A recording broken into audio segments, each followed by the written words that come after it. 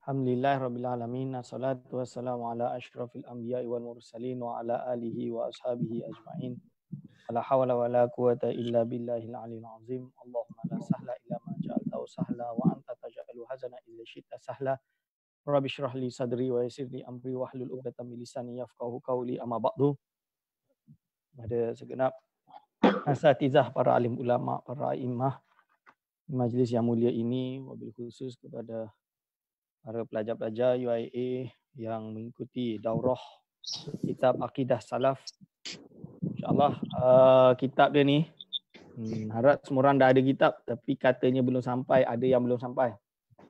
So, yang belum sampai tak apalah, tunggu dulu sampai-sampai. Yang dah ada kitab boleh buka lah. Jadi bismillahirrahmanirrahim, pembahasan kitab Aqidatus Salaf. Mohon yang ada buka mikrofon ni tolong off kan.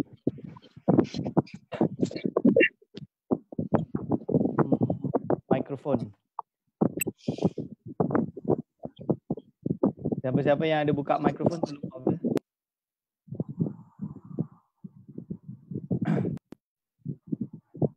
Okay. Bismillahirrahmanirrahim. Jadi Aqidatus Salaf. Pertama kita mulakan kitab ini Aqidatus Salaf. Jadi ini tulisan kawan baik saya iaitu Ustaz Nur Hidayat Muhammad. Dia adalah salah seorang ahli bahsul masail di Jawa Tengah. Jadi saya Jawa Timur, dia Jawa Tengah lah. So tu beza dia. Yang mana beliau memiliki dianugerahkan oleh Allah SWT seorang yang banyak itilak. Banyak itilak ni banyak membaca lah. Dan kitab-kitab beliau dia beza macam saya lah. Saya tak boleh nak baca PDF sangat sebab mata dah tak kuat. Tapi kalau beliau kitab dia memang PDF yang semua.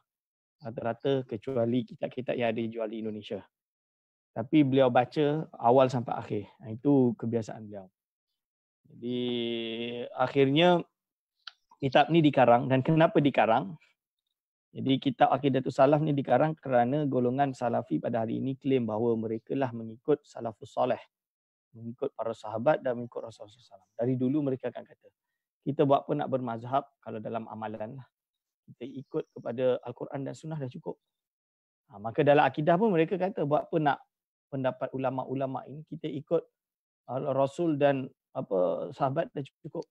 Tapi bila kita trace kepada Rasul dan sahabat, of course hadis dia adalah sangat sangat umum, sehingga kan memerlukan kepada takhsis, memerlukan kepada takwil, dan memerlukan kepada kepada apa yang dipanggil dengan turukul istidlal, cara-cara untuk beristidlal, yang mana kita belajar dalam ilmu usul fiqh dan juga ilmu-ilmu yang lain. Maka dalam hal ini maka mereka akan kembali kepada kita ikut kepada salaf lah. Kerana ulama salaf, kalam ulama salaf tu dia mentafsirkan Al-Quran dan Sunnah sesuai dengan kehendak Rasulullah SAW. Berdasarkan kepada hadis, iaitu afdalul qurun tu adalah qarni wa may yalunahu wa may yalunahu. Iaitu siapa yang datang setelah dia, siapa yang datang lepas. So atas dasar tu, maka Aqidatus Salaf tu menjadi suatu trademark yang mana kalau kita pegang kita akan selamat. Yang mana kita akan, kalau kita pegang, kita sure dipanggil sebagai Salafus Saleh yang dianggap sebagai 3 kurun yang terbaik. So itu yang dipegang oleh Aqidatus Salaf. So kita macam mana? Kita tak menolak perkara tersebut. Memang 3 kurun yang pertama adalah 3 kurun yang terbaik. Tapi baca satu kitab yang nama dia As-Salafiyah Marhalatun Zamaniyatun La Madhabun Islamiyun. Karangan Syekh Syahid Ramadan Al-Buti. So baca kitab tu. So baca awal sampai akhir. So kita akan faham betul 3 kurun yang pertama yang hebat tu 3 kurun yang pertama betul. Tapi kita tak boleh tolak ulama yang datang setelah tu mesti salah. Mesti jahat, tak boleh juga.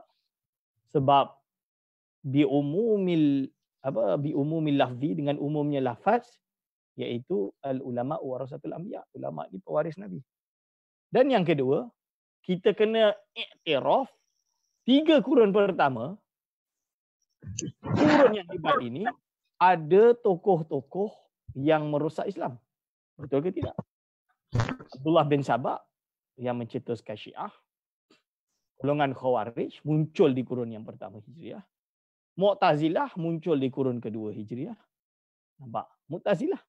Sesat kita sesat. So tidak semua baik, ya. Sebab golongannya sesat ke sesat lah. Lalu akhirnya dirumuskan ulama salaf adalah 3 kurun yang pertama dan khiyaruhum yang dipilih di kalangan mereka as-salafu as-salih. Jadi dipanggil salafus salih. Kenapa salafus salih? Bukan salafus salih tapi salafus salih. Salafus salih ni salaf yang sesat lah. Salaf sesat ni 3 kurun yang pertama tapi yang sesat. Seperti Mu'tazilah dan lain-lain. Tapi salafus salih, ini yang kita nak. Tokoh salafus salih siapa? Contoh dia 4 imam mazhab fiqh yang terkenal. Iaitu Abu Hanifah, Imam Syafi'i, Imam Maliki dan Imam Hanafi. Imam Hanbali. Ahmad bin Hanbal dan lain-lain.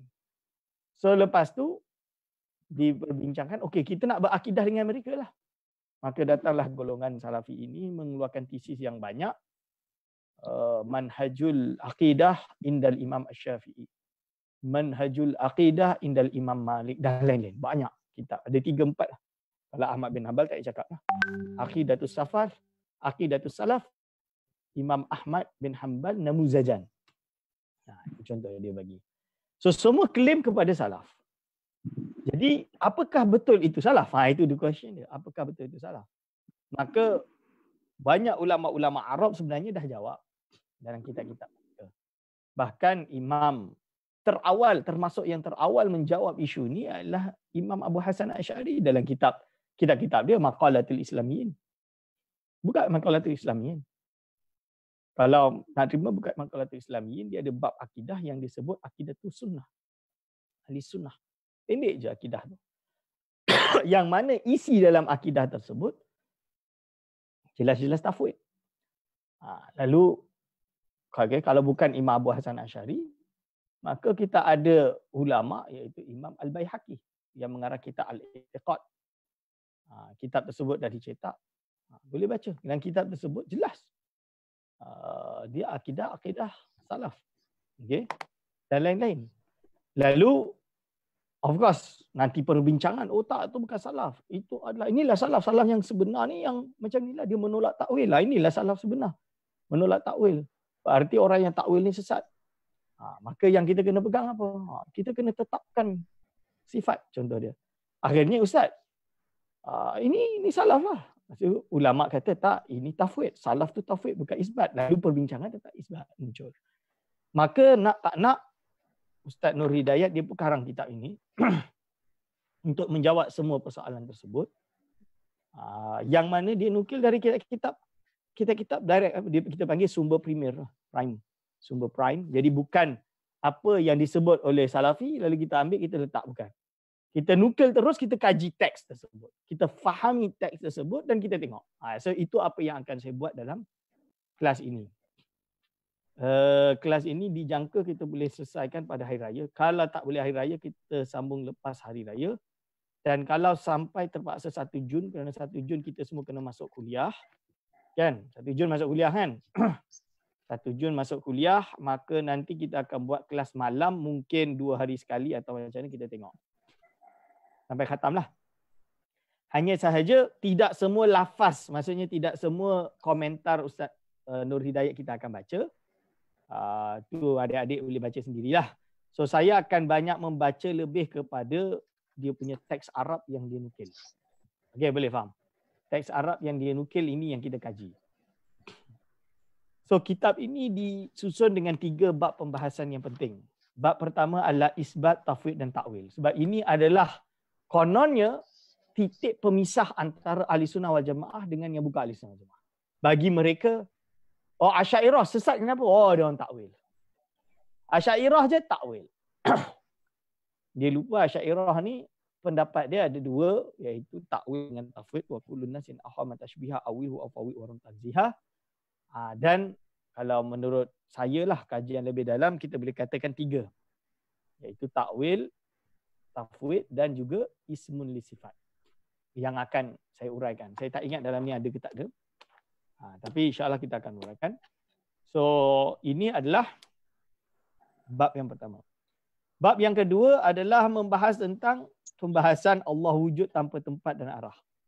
Jadi kita dah hafal dalam Saya yakin adik-adik semua hafal, iaitu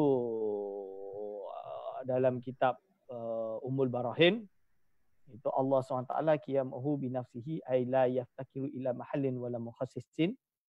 Lepas tu begitu juga dengan sifat mukhalafatul lil hawadisi, yang mana lawan dia adalah iaitu qiyamuhu binafsihi, iaitu mukhalafatul lil hawadisi, iaitu dalam hal ini dia bukan jirim atau dia bukan perkara yang memerlukan kepada jirim dan lain-lain, seperti dalam kitab Ummul Barahin. So dalam tu dia dah sebut dah. Jadi Allah SWT tidak memerlukan tempat. Lalu permasalahan paling besar dibahas sampai hari ini, iaitu nak bahas juga Allah mesti ada tempat, kalau tidak kat mana? Ini pembahasan dia. So tempat dia kat mana? Kat atas arasy. Ada yang kata macam tu. Na'udzubillah min zalik. So insya-Allah pembahasan itu berada pada bab kedua. Kita akan bahas. And then bab ketiga adalah memasalahkan permasalahan akidah yang diperdebatkan di kalangan ulama-ulama salafi pada hari ini, iaitu seperti kalam Allah, kalam nafsi dengan huruf ke tidak, iaitu sifat 20 wajib bagi Allah SWT. Pembahagian tauhid 3. Ini yang panas, tapi sebenarnya benda ni dah mabhus. Dah tak perlu nak bahas lagi. Syekh Umar Kamil dah Syekh Umar Hashim dah sebut dah karang kitab, yang mana kitab dia tu dah diterjemah di bahasa Melayu di Jabatan Mufti Negeri Sembilan, yang terbaik bagi saya. Lalu Abul Hasan Asy'ari dengan Asy'ariyah. Ini adalah pembahasan yang selalu orang bahas. Abu Hasan. Jadi Salafi pada hari ini dia kata Abul Hasan Asy'ari beza dengan Asy'ariyah. So orang Asy'ari hari ini kita ikut Abu Hasan Asy'ari. Ini juga saya dah bahas dalam video, ada satu video. Cuma entah video tu sampai sekarang tak keluar-keluar. Saya pun heran. Dia orang patut edit. Okay. So hadis ahad sebagai hujah akidah. Ini masalah pembahasan tentang kerana Salafi menganggap bahawa hadis ahad ini boleh dijadikan hujah akidah. Asy'ariyah tak. Kerana apa? Hujah akidah dia kena mutawatir. Dia tak boleh hadis ahad. Lalu sumber referensi akidah Asy'ariyah ni adalah masadir.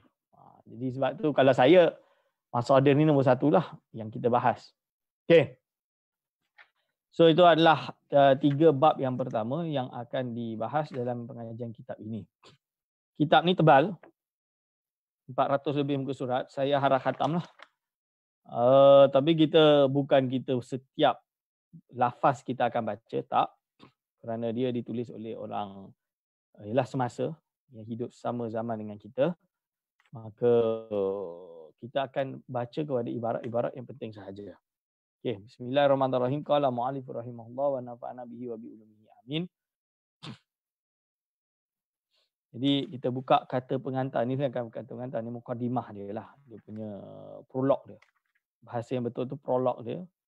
Iaitu muka surat, tak ada pula muka surat kat sini. Muka surat 1 atau 2. Kita buka ni. Kat sini Ustaz Hidayat, yang awal kata pengantar yang awal-awal tu boleh baca sendirilah. Itu hanya recognition, takris kita panggil, taqaris daripada ulama-ulama mufti-mufti yang ada di Malaysia ini sebagai recognition. Dan saya sendiri mengakui bahawa kitab ini alhamdulillah berhasil untuk menjawab persoalan akidah salaf ni. So apakah akidah ulama salafis salih yang sebenar? So ini dia akan kupas kat dalam ni. Supaya kita tak terkena tipulah dengan slogan sahaja. So dalam kitab ini dia tulis kata penghantar, bismillahirrahmanirrahim. Ini boleh baca panjang. Pasal penulisan ini hasil dari dorongan. Dorongan itu adalah permintaan atau tasjid. Bahasa Indonesia dorongan. Tasjid beberapa sahabat ahli sunnah wal jamaah. Jadi terpaksa tulis ASWJ. Kalau kat Indonesia sebenarnya dia biasa panggil aswaja je. Sebab kat Malaysia dia dah memiliki makna yang lain. Kerana ahli sunnah jemaah dipanggil ASWJ, sedangkan aswaja suatu organisasi. So kita kena bezakan. Kita membahas tentang ideologi, bukan membahas tentang NGO. Okay. Yang berharap agar ada buku yang ilmiah dari ahli sunnah wal jamaah, iaitu yang menghuraikan tentang akidah sifat Allah, khususnya dalam menghadapi kritikan-kritikan dari kelompok Salafi atau Wahabi lah. Serta seperti sedia maklum, kelompok Salafi yang mengaku bermanhaj salaf sangat agresif untuk menyerang mengkritik akidah Asy'ariyah melalui tulisan buku, artikel dalam website, blog dan media-media lain dan dengan nakalan-nakalan dari ulama salaf yang dilihat secara zahirnya amat meyakinkan. Sehingga sedikit sebanyak berjaya mempengaruhi pola pemahaman kelompok Ahli Sunnah wal Jamaah yang masih awam ilmunya. Jadi orang Ahli Sunnah yang awam ilmu dia tertipulah. Ini masalahnya. Sebab tu saya kata terutama pelajar-pelajar universiti kita bukan orang awam dah. Adik-adik semua bukan orang awam. Adik-adik semua dah pelajar yang terpelajar. Maksudnya memiliki ilmu. So kalau dah memiliki ilmu, perlu atau wajib memiliki ada khalfiyatil ilmiah kat belakang tu kena ada. Jadi otak belakang tu kena ada, memori belakang tu kena kuat. Maksud dia apa? Apabila orang sebut tu tak boleh terus terima. Kita kena cuba mengkaji. Contoh dia, saya dengar berkali-kali bahawa orang kata Ibn Abdul Bar ini mazhab dia adalah Salafi, yang Wahabi hari ini dia itu adalah mazhab dia. Padahal Imam Ibn Abdul Bar Al-Hafiz yang ada di Andalus, dia ini adalah ulama dia Ahli Sunnah Jemaah. Dia ulama salafus soleh yang bukan version Hambali kerana dia bermazhab Maliki. Dan menariknya dalam kitab Tamhid dia ada beberapa tempat yang jelaskan perkara tersebut. Ini kitab dia. Kitab yang terakhir. Bukan terakhir, tahqiq yang terakhir yang ni. Yang baru ditahqiq yang dicetak oleh iaitu Muassasatul Furqan. Saya ada. So dalam ni nanti insya-Allah bila kita mengaji kitab ni, kita akan lalu beberapa teks yang ditulis oleh Imam Ibn Abdul Bar, saya akan baca dari situ terus. So boleh kita kaji apa pendapat sebenar dari kitab ni. Hanya kerana yang di slogan yang diambil amiruha kama ja'at, jalankanlah seperti apa yang turun. Oh, dia adalah Salafi Wahabi. Dia bukan golongan ulama Asy'ariyah. Dia jelas menentang, dia mengkafirkan untuk menyesatkan Asy'ariyah. Itu tak boleh. Tak betul. Jadi tak boleh macam tu. So kita kena baca dulu. Saya tanya, dah baca belum Tamhid tu? Tamhid tu dah baca belum? Tu kena baca. 17 jilid. Zaman saya baca cetakan lama iaitu Tahqiq Syekh Abdullah bin Muhammad bin As-Siddiq Al-Humari. Ada dekat belakang. Belakang tu, almari tu ada. Saya ada, dia jumlah dia 20 jilid. Kalau tak salah 22, 23. Itu warna biru tu. Okey. Lalu dia kata apa? Sehingga sedikit yang banyak tertipu atau yang masih awam ilmunya berubahlah. Khususnya tentang akidah sifat yang memerlukan kefahaman yang lebih mendalam. Lebih jauh lagi, kelompok Salafi tanpa segan silu menulis secara khusus kitab atau tulisan yang bahasa dia tak betul lah, membuka akidah ulama sekelas atau selevel Al-Hafiz Ibn Hajar Asqalani dalam kitabnya Fathul Bari, Asy-Syatibi, dan dalam kitab Muwafaqat dan I'tisam Al-Hafiz Al-Baihaqi dalam kitabnya I'tiqad wal Hidayah Asma' wa Sifat. Jadi Ahli Sunnah wal Jamaah ni kita terlambat. Terlambat kenapa? Mereka buat tesis banyak, membuka kononnya akidah tokoh-tokoh ini yang membela kepada mereka. Tapi kita kena tahu, bila kita baca kita lawan, maka mereka kantoi. Yang mana ulama-ulama besar itu tidak seperti akidah mereka. Akhirnya mereka mengarang kitab untuk membuka dan menyesatkan ulama tersebut. Contoh dia Al-Hafiz Ibn Hajar Asqalani. Kejap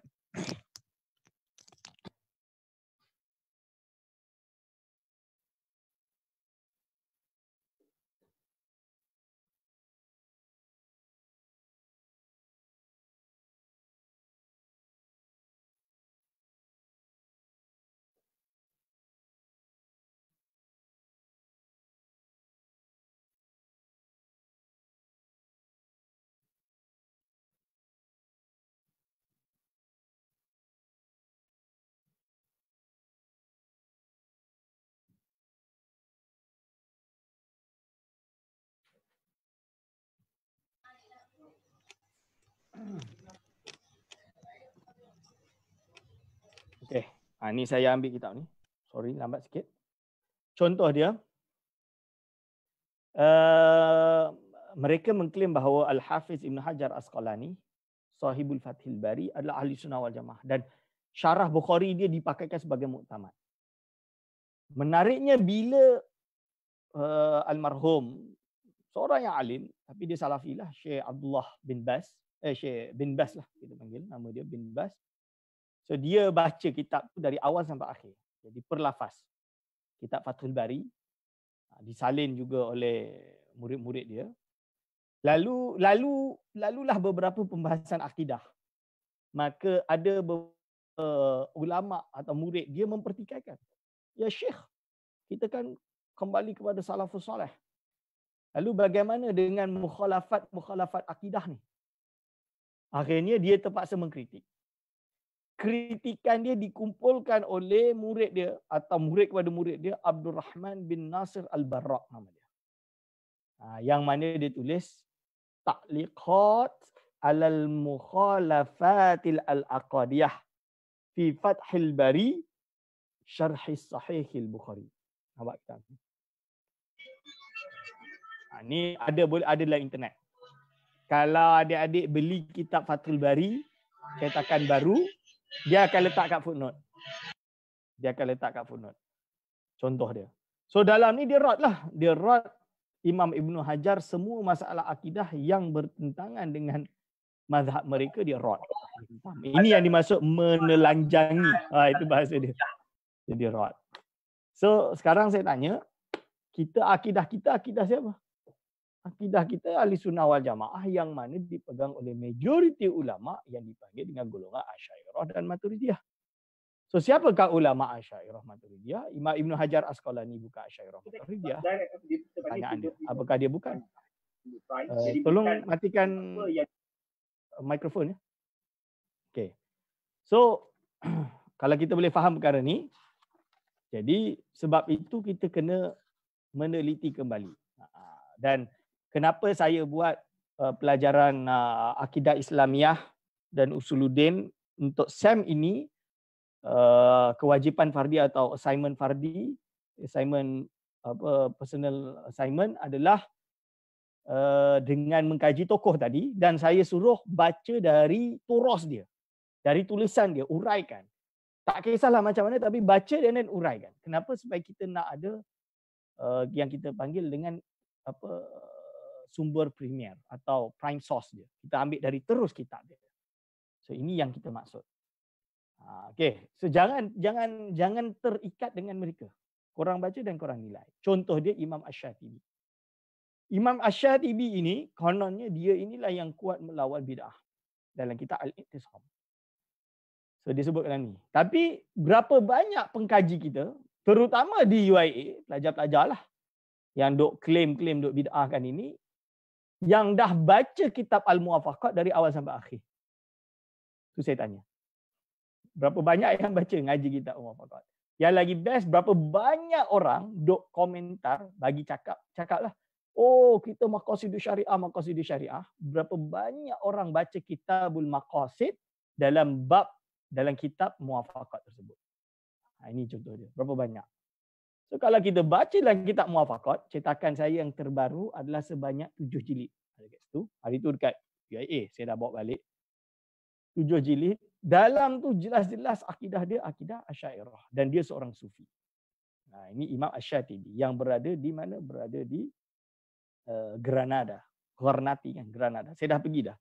Madrasah tempat dia mengajar tu pun saya dah pergi. Yang mana sekarang berada di University Granada, orang Kristian lah yang pegang. Dan dia punya masjid Jami' yang tempat dia solat jadi imam dah dihancurkan menjadi Cathedral of Granada. Grand Cathedral of Granada. Sayanglah. Tapi madrasah tu masih ada. Tempat tawat je lah. Okay. So, dan juga Al-Hafiz Al-Baihaqi dalam kitabnya I'tiqad wal Hidayah Asma' wa Sifat. Itu boleh rujuk. Kitab tersebut dah dicetak. Cetakan yang terbaik dari Taqwa. So kajian ini dibahagi kepada 3 topik, iaitu isbat, tafwid, ta'wil, akidah Allah tanpa arah dan tempat. Yang ketiga, masalah-masalah yang selalu dibahas. Yang tadi saya sebutlah.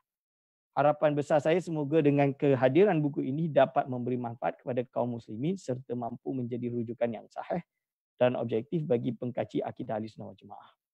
Dan bagi saudara-saudara kami, sebab apa mereka walaupun Salafi Wahabi, ingat, walaupun kita lawan, kita berhujah, tapi mereka masih saudara kita.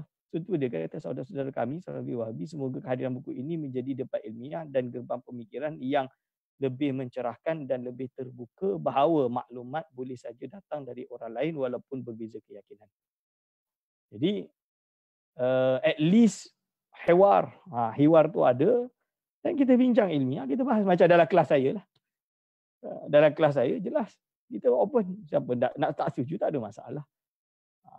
Tahun lepas, sem lepas ada pelajar yang memang Salafi, saya tak kenal lah sebab saya tak hafal nama. Dalam ujian dia jawab dan dia rot saya. Tapi dia dapat tinggi, dia dapat A kalau tak salah. Sebab apa? Cara dia rot, bahasa dia dah betul. Dan dia ada hujah walaupun saya ada hujah jawab, tapi saya tak bolehlah nak salahkan dia.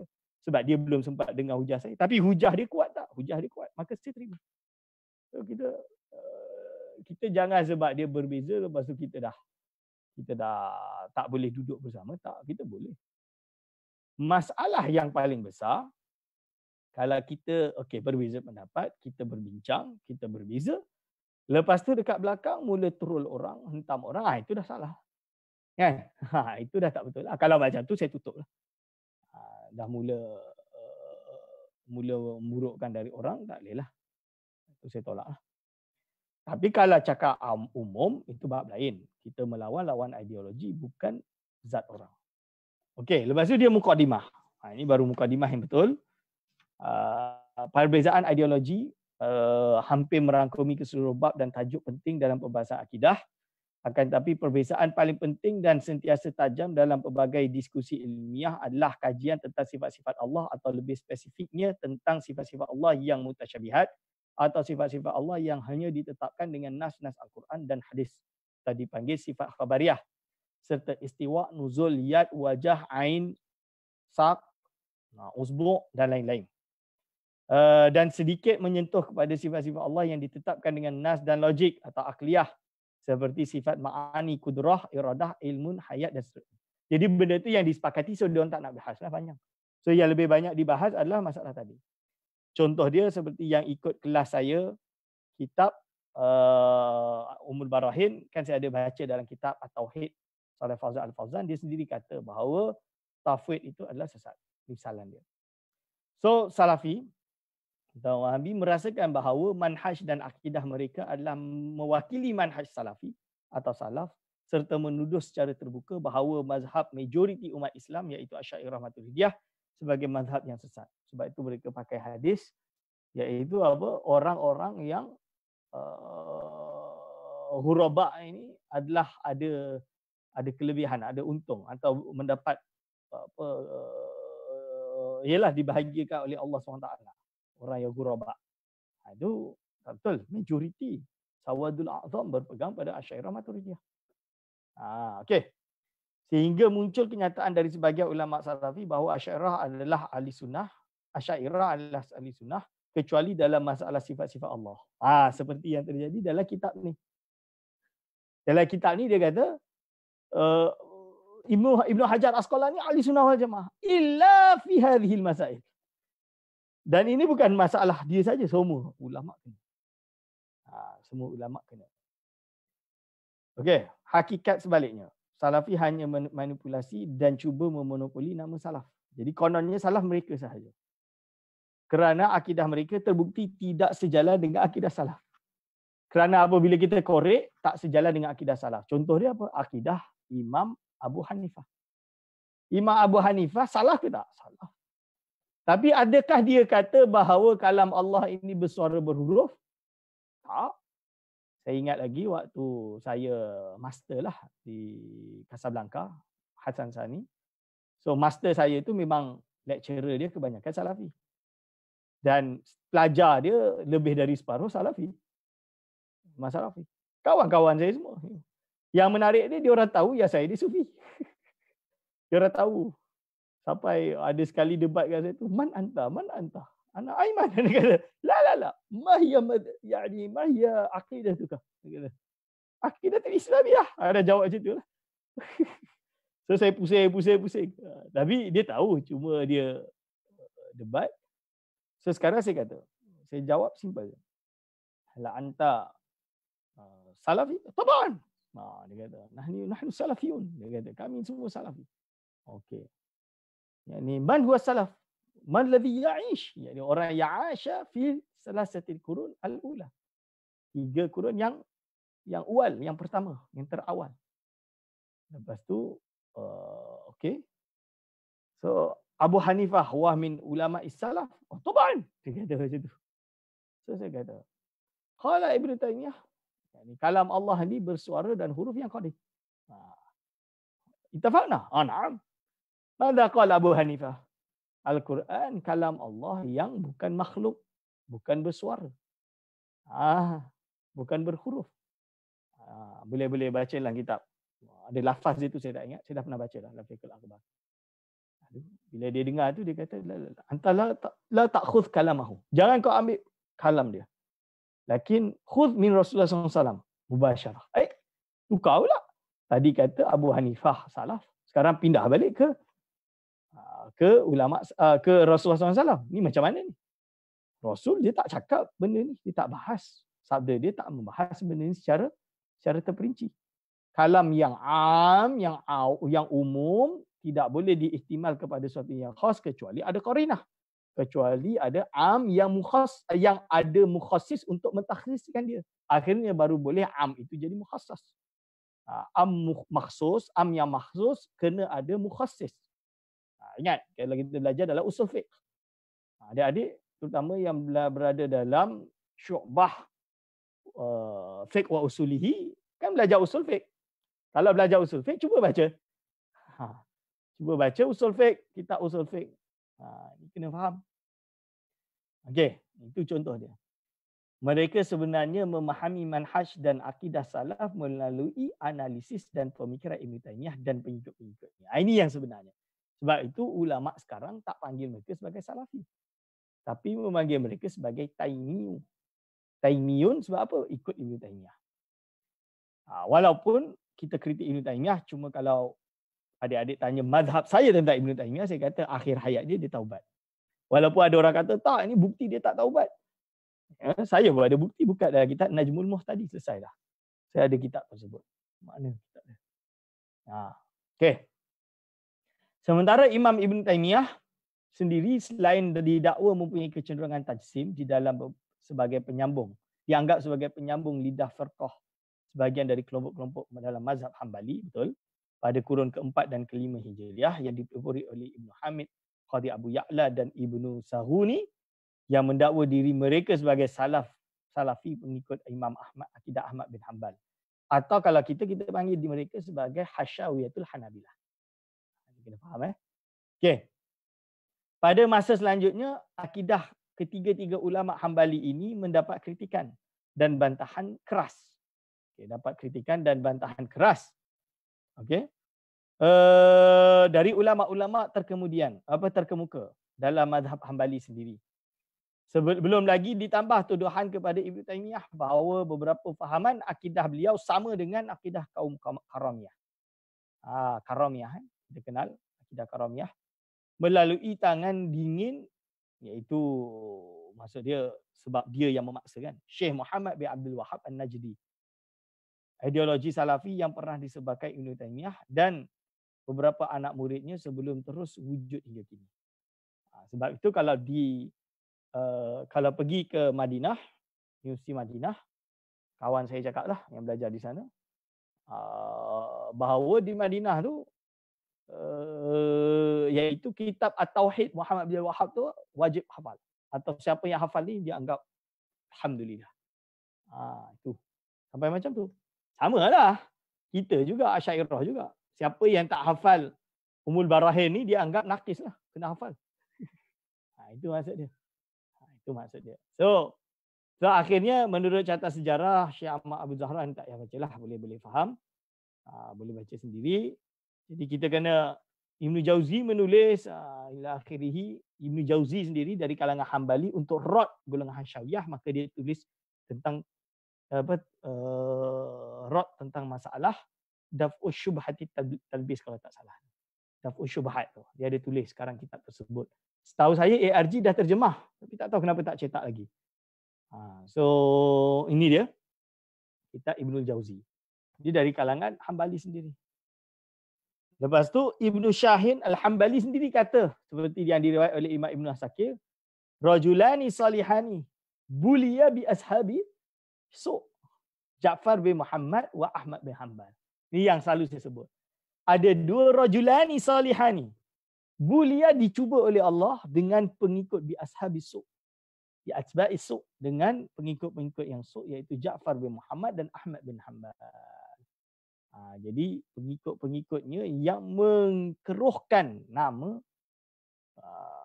kedua ini, iaitu Ja'far as-Sadiq. Suatu bila ada orang sebut Ja'fari, oh ini mazhab Syiah. Tak. Ja'far bin Sadiq ni ahli sunnah Jumaah. Cuma orang Syiah ni yang mengkotorkan nama dia. Bila fikih Ja'fari macam mana Ustaz? Hakikat dia, boleh baca Syekh Wahbah Zuhaili kalau tak salah. Dalam Muqaddimah Fiqhul Islami wa Adilatuh kalau tak salah. Sebelum kita menuduh Syiah dulu, Ja'fari itu suatu mazhab, betul. Kerana apa? Dia ulama salaf. Dan dia salafus salih. Dan dia mujtahid, betul. Sempat yang mengaji dengan dia iaitu Hasan al-Basri. Dan ulama-ulama besar lain sempat mengaji dengan Ja'far as-Sadiq. Jadi dia ahli sunnah, dia ahlus sunnah. Hanya sahaja bila kita sebut fikih Ja'fari yang wujud hari ini belum tentu bersih daripada, belum tentu itu adalah fikih sebenar Ja'far as-Sadiq. Kenapa? Kerana dia mungkin sudah melalui proses tarjih yang ditarjihkan oleh golongan Syiah. Itu masalah. Yang memiliki usul berbeza dengan ahli sunnah wal jamaah. Itu isu dia. So pembahasan dia panjang. So perlu dikaji lagi lah. So begitu juga jangan apabila, contoh dia, ada tarekat sufi, yang mana dalam silsilah tarekat dia sampai kepada Ja'far as-Sadiq. Hanya kerana itu dia tuduh, golongan sufi ni Syiah. Orang tarekat ni Syiah. Kenapa? Bukti dia Ja'far as-Sadiq ada dalam silsilah dia. Itu lebih jahlun lagi. Orang yang guna istilah tu salah. Dan lebih jahlun lagi, kalau ada yang menyesatkan tarekat, kenapa? Mereka mengklaim bahawa mereka ini rantai dia sampai kepada Rasulullah SAW. Walhal tidak wujud rantai ini dalam kitab-kitab sunan. Itu lebih jahlun lagi. Yang tulis perkara seperti itu adalah golongan-golongan yang tidak membaca dan tidak mengkaji.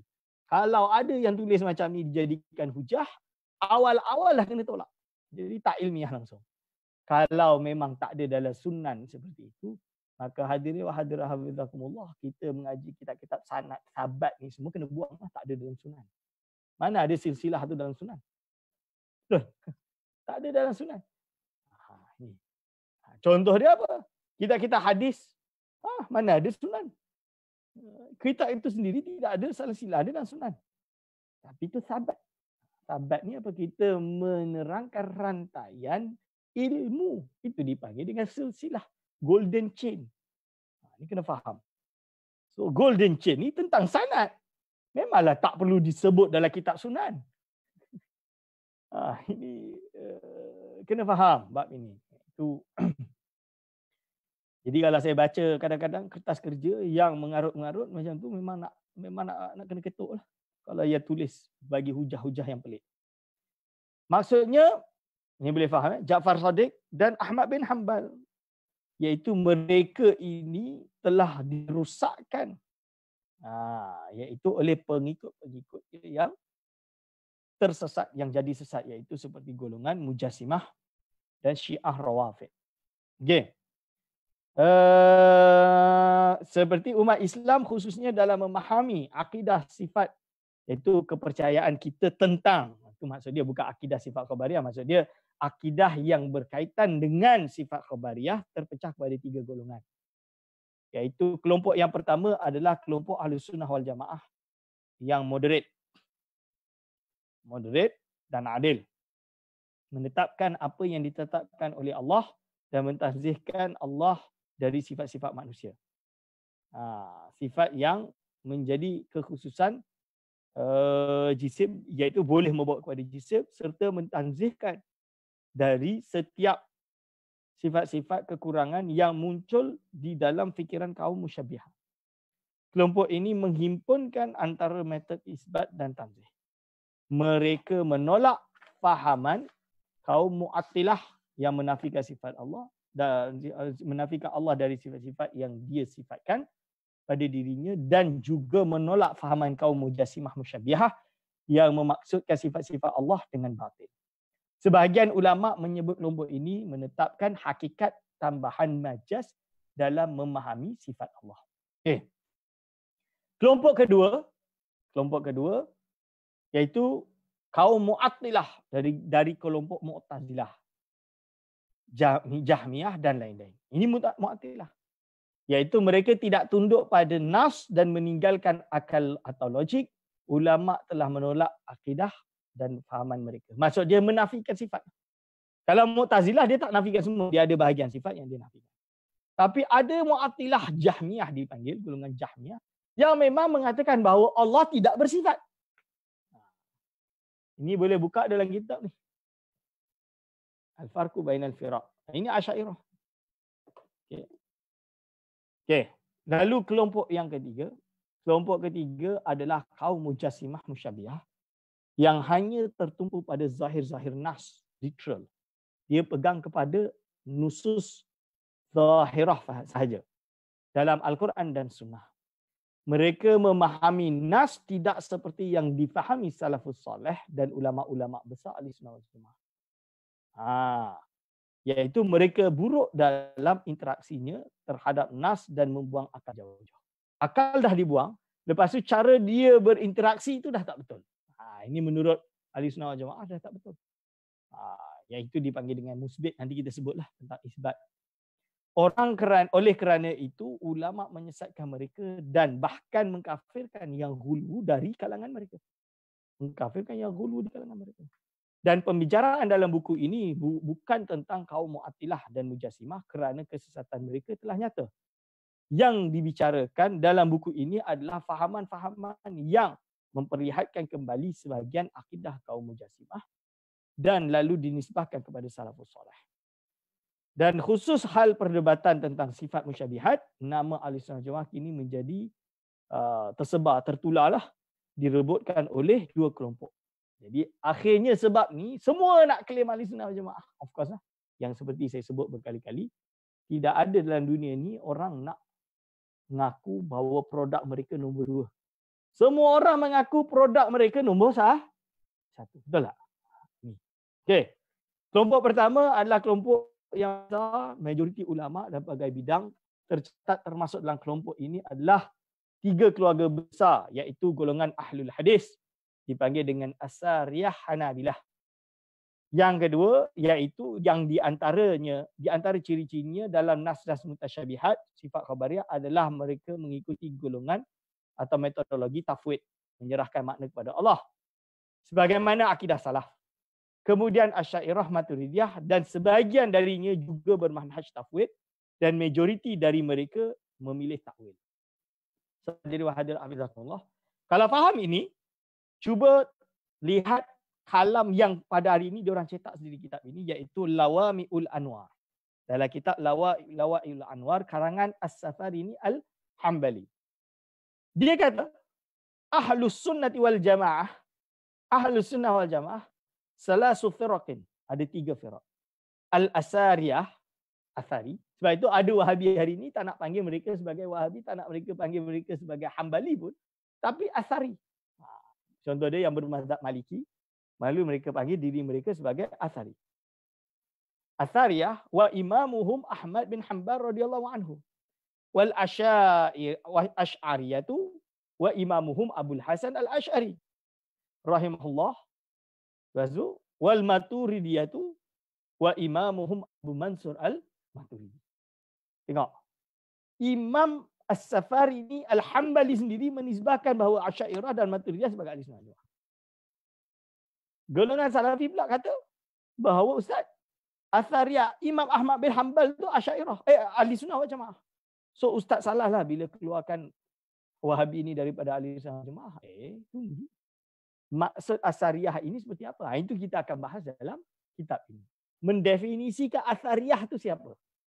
Semua orang boleh claim nama. Pada hari ini semua orang boleh claim nama. Tapi betul ke tidak? Itu yang tugas kita untuk mengkaji kembali. Tetapi kesepakatan dari tiga kelompok ini adalah bahawa tafwid merupakan akidah ulama salaf dan salaf mengembalikan ilmu tentang nas-nas mutasyabihat kepada Allah Subhanahu wa taala. Okey. Kelompok kedua adalah kelompok kecil yang sangat minoriti. Asal dia minoriti. Di bawah bendera Ibn Taymiyah. Okey. Dan sebahagian muridnya dan Salafi termasuk ke golongan ini. Salafi hari ini golongan ini lah. Mereka tak boleh keluar daripada belenggu atau daripada ijtihad Ibn Taymiyah. Hatta dalam mazhab Syafi'i, yang bermazhab Syafi'i pun, ijtihad fiqh mereka tetap mereka lari kepada ijtihad Ibn Taymiyah. Saya bagi contoh, kalau pada hari ini orang-orang Malaysia yang Salafi yang ada di Malaysia, mereka mengklaim bahawa mereka Syafi'i. Mereka selalu kata, kami pegang kepada Imam Asy-Syafi'i bukan Asy-Syafi'iyah. Contoh dia. Oh, klaim macam tu. Tapi metodologi pemikiran tetap Ibn Taymiyah. Kenapa? Mereka membid'ahkan talafuz bin niat. Yang mengisyukan isu talafuz bin niat di kalangan ulama empat mazhab adalah Ibn Taymiyah. Kerana mazhab Hambali sendiri, talafuz bin niat itu tidak boleh jahri. Dia kena sirri. Sirri itu apa? Pelan. Ini baru boleh. Buka dalam Mughni. Mughni Ibn Qudamah. Kitab Mughni Ibn Qudamah. Dia dah sebut. Itu mazhab Hambali seperti itu. Syafi'i, mazhab Syafi'i jelas.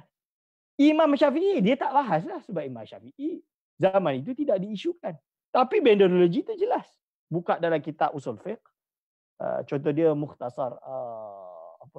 Imam Subki dia ada syarahkan. Al-Iji pun ada syarahkan. Imam siapa? Allahumma salli ala sayyidina Al-Iji. Ad-Duddin, bukan Al-Iji.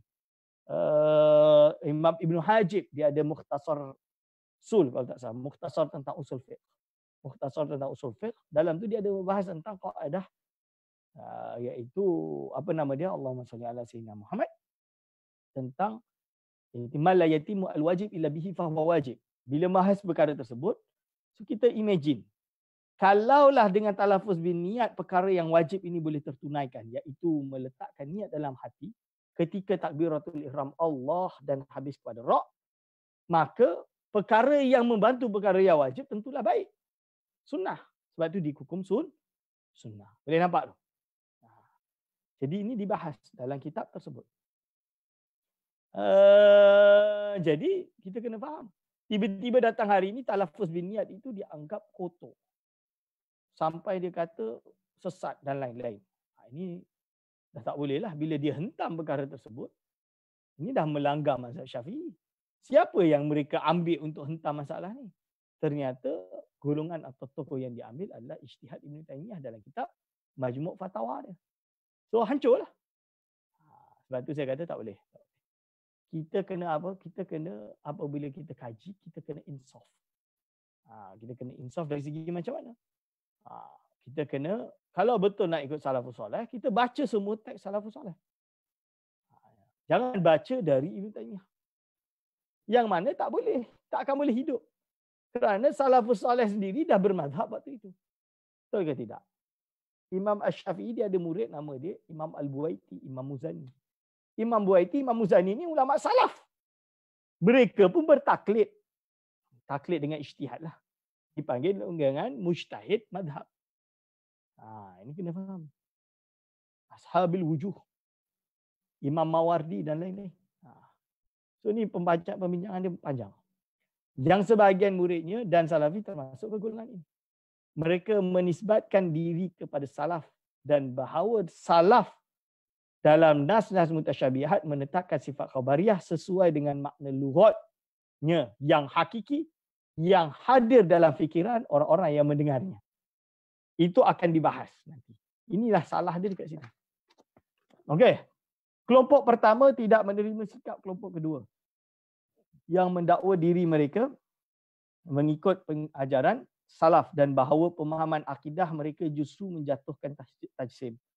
Sementara kelompok kedua juga tidak rela jika manhaj tafwid didakwa sebagai manhajnya ulama salaf. Mereka menyebut manhaj tafwid merupakan bentuk tuduhan Bodoh kepada salaf kerana menganggap mereka tidak mengetahui makna nas-nas sifat khabariyah atau mutasyabihat. Okey. Jadi itu tuduhan dia. Takkanlah, ibarat dia sampai macam ni. Takkanlah yang membawa nas tersebut itu jahil dengan maknanya. Ibarat dia tafwid ini adalah golongan yang menganggap bahawa tak ada makna. Lagha.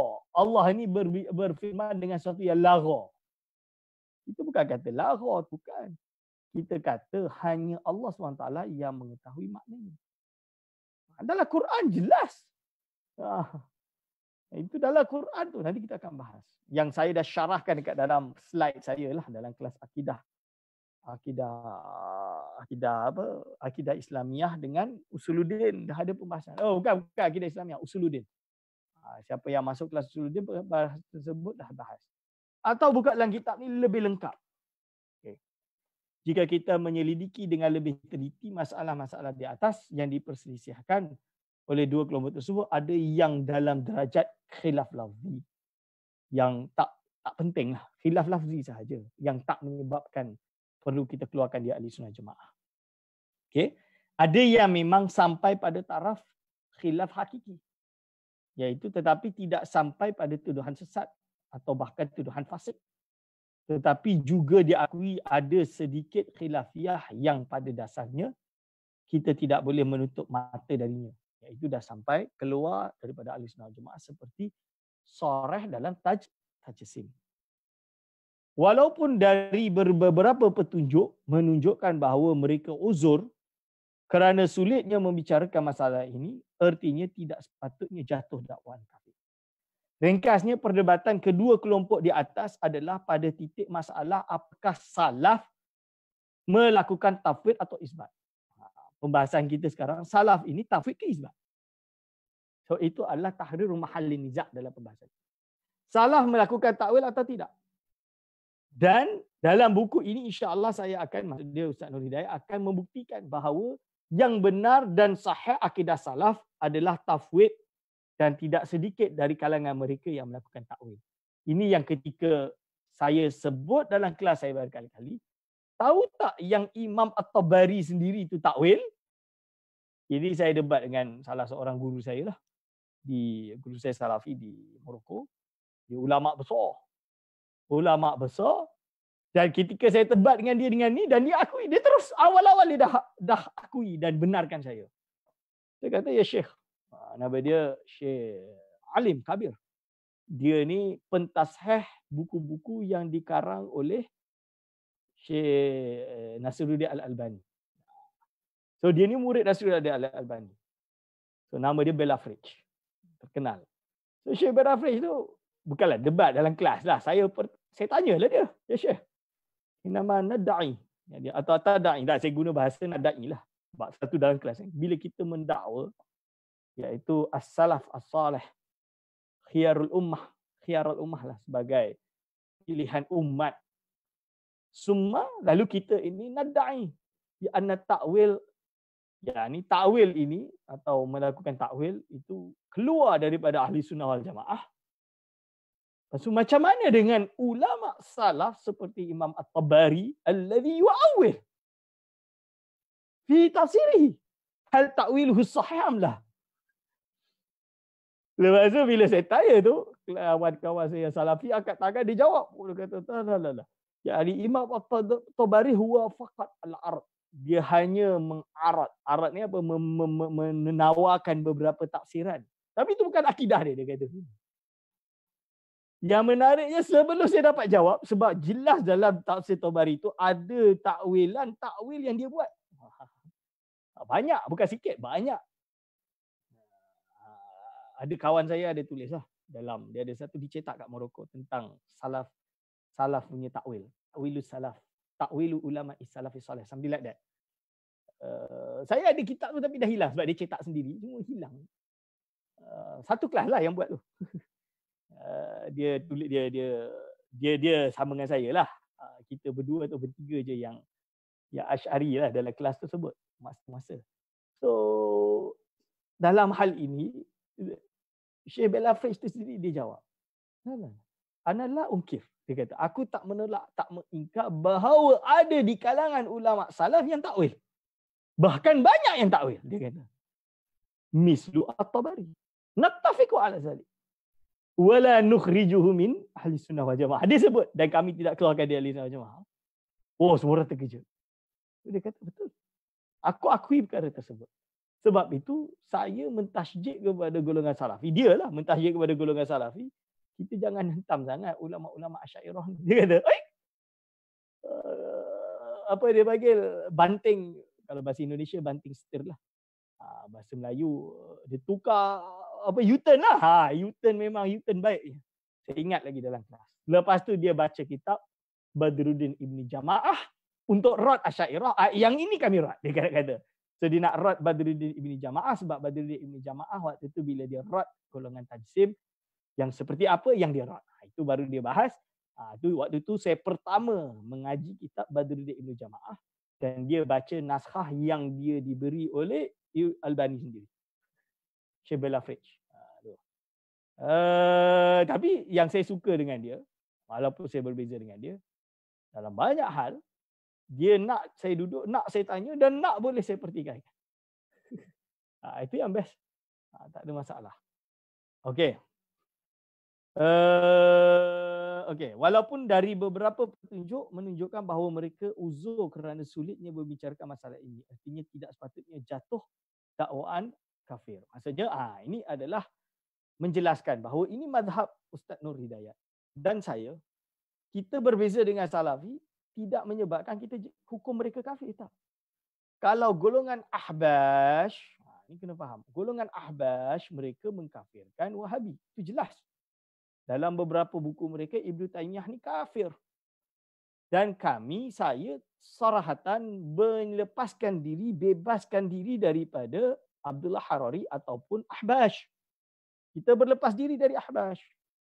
Tapi kita menjawab ilmiah terhadap Salafi Wahabi sesuai dengan ulama-ulama yang lain. Seperti Syekh Ramadan Al-Buti, seperti ulama-ulama Al-Azhar, seperti Syekh Ali Jum'ah, dan banyak ulama lain. Dan perlu diketahui, saya terus terang bahawa kami berlepas diri dengan Abdullah Harari ataupun dengan Ahbash, golongan Ahbash kerana hulu mereka dalam bab takfir. Walaupun ada pendapat-pendapat mereka yang sesuai. Seperti juga golongan Wahabi ada pendapat mereka yang sesuai. Takkanlah kita tak tolak. Takkan kita nak tolak. Kalau ada orang Wahabi sekalipun tapi yang dia kata itu sahih, kita terima ke tak? Kita terima. Seperti juga mereka bila golongan Asy'ari, bila dia kalam dia itu sahih, mereka terima tak? Of course mereka terima. Ini kena faham. So jangan salah faham.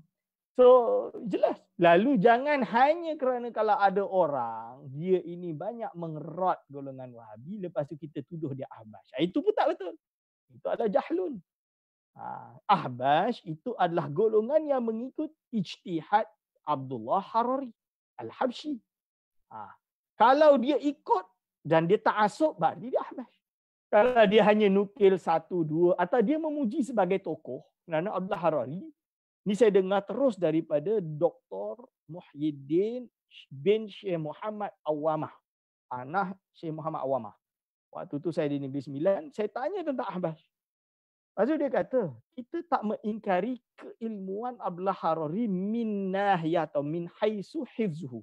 Dari sisi hafazan dia.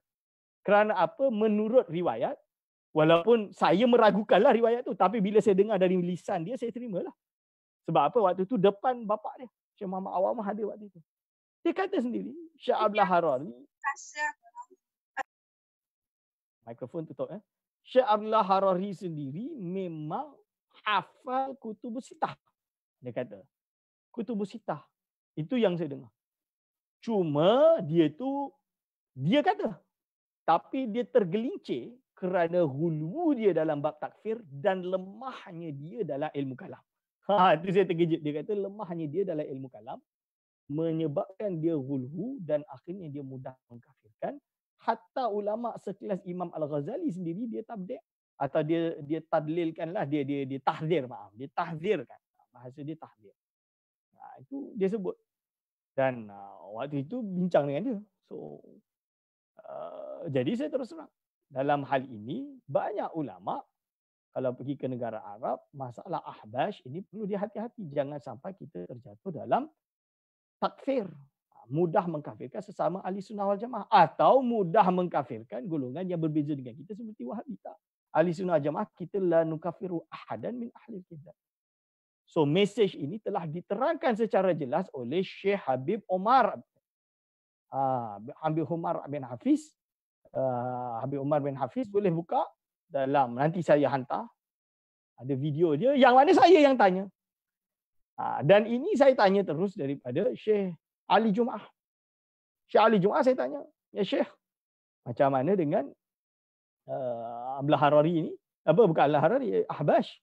Dia jawab, kami bukan mereka, mereka bukan kami. Dia jawab macam tu je. Dia ahli sunnah wal jamaah, Asy'ari ya, tapi gulat lah, gulu. Kerana dalam beberapa hal mengkafirkan itu. Dan bahkan jadi mereka pada hari ini keluarkan video Syekh Nuruddin Marbu Al-Banjari yang kononnya menyokong mengalimkan Syekh Abdullah Harari tahun 2012. Jadi saya sebut terus tahun 2012 di rumah Kedah di Mesir, saya datang mengaji di Mesir waktu bulan Ramadan. Syekh Nuruddin ni dalam kelas dia sendiri sebut, saya itu enggak kuat. Dia kata saya tak kuat dengan iaitu Syekh As-Saqaf, Syekh As-Saqaf yang ada di Jordan dan kawannya disebut, dan kawan dia yang sesamalah satu mazhab dengan dia yang ada di Lebanon iaitu Syekh Abdullah Harari. Dia tak sebut Ahbah lah, dia sebut Syekh Abdullah Harari. Mereka terlalu keras, saya tak kuat. Sampai Muawiyah pun difasikkan, saya tak kuat. Disebut macam tu.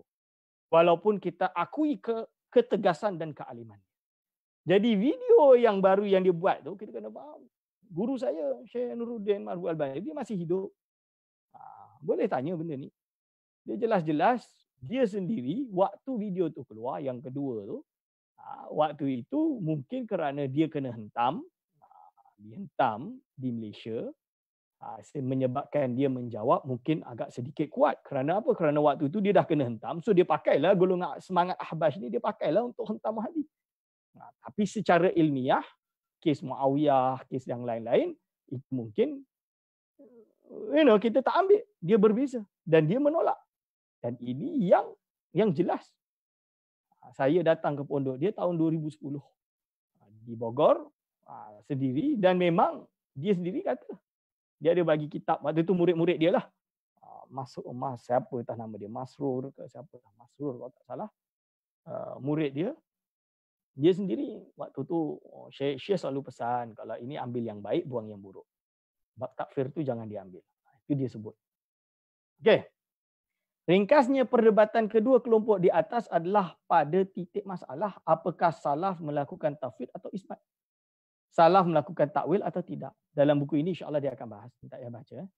Ibn Taimiyah dan ulama salafi mencela mazhab tafwid dan menganggap bahawa itu bukan mewakili dari mazhab salaf. Betul. Dhammut tafwid. Ini nanti kita akan baca.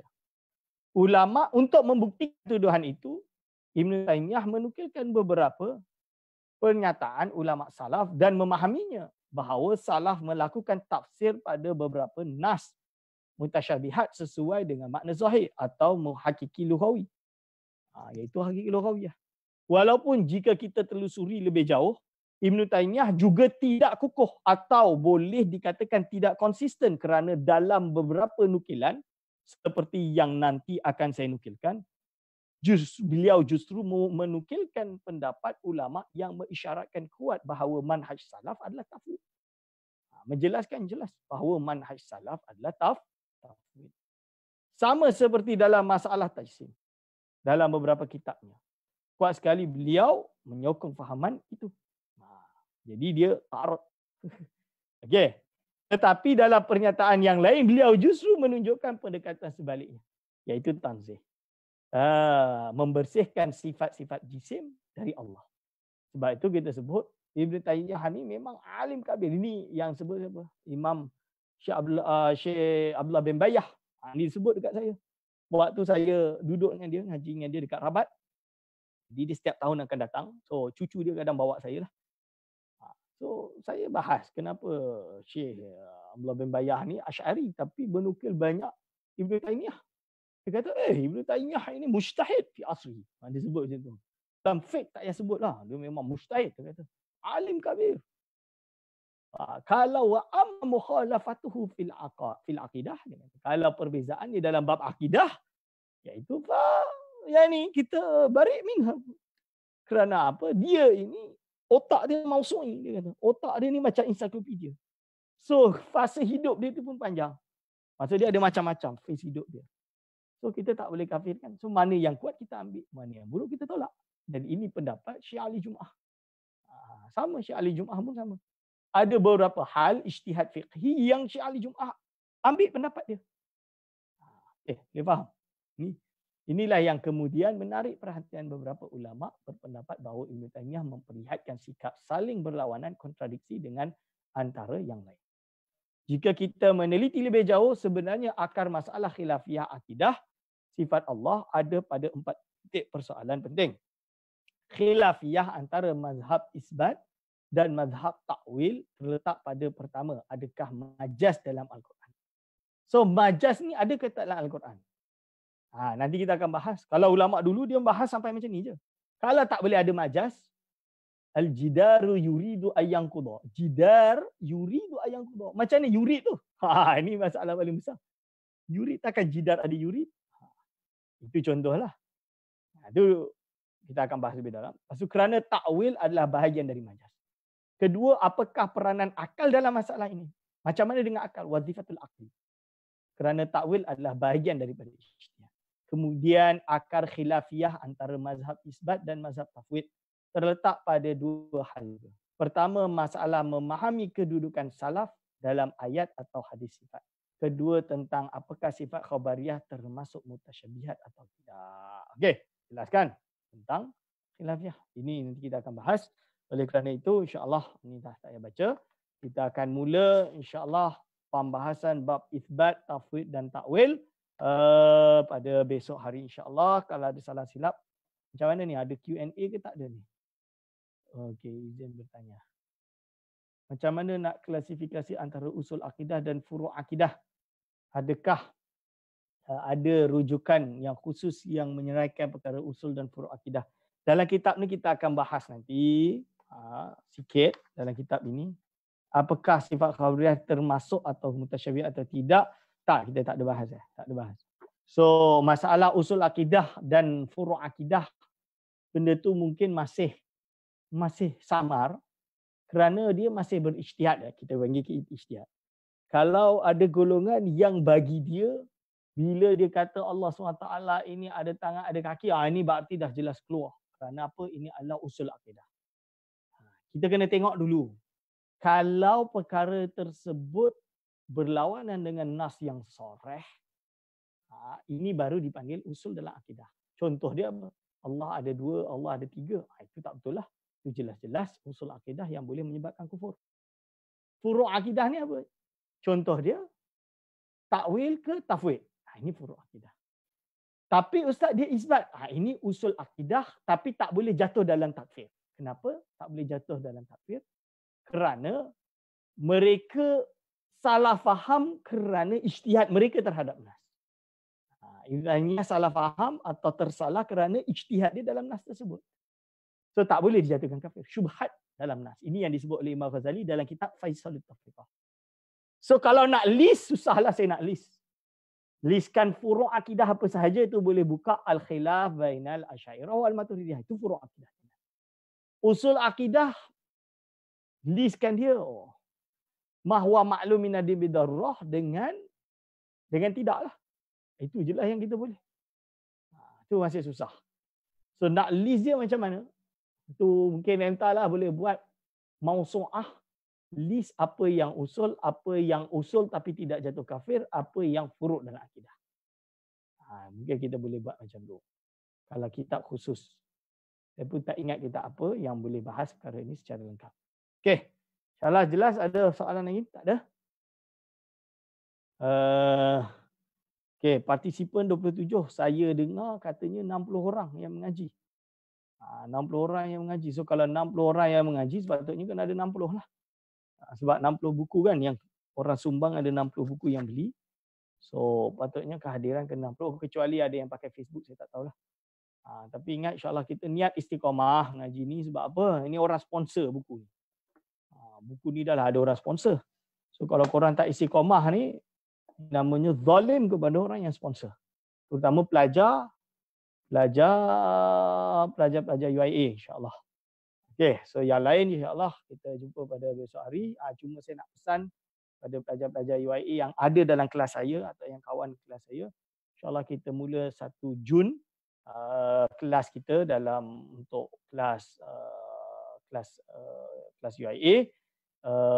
Saya mohon kepada semua pelajar untuk persiapan dan harap semua ada internet. Bagi yang ada masalah internet, seingat saya universiti suruh balik, tapi kita kena tunggu universiti punya pengumuman.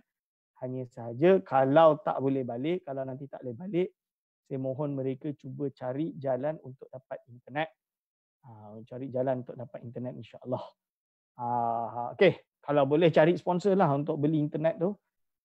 So kalau nak buat saya rakam masukkan dekat dalam taklim, saya tak pandai, that is the issue. Yang buatkan saya duk fikir, diorang ada colleague dalam universiti kata rakam je Ustaz. Doktor, if you just record it and then you send it through iTaklim, saya tak reti dan saya tak ada waktu untuk buat benda tu. So tu insya-Allah kita kalau boleh kita live kan. Insya-Allah aku lihat, astaghfirullahaladzim.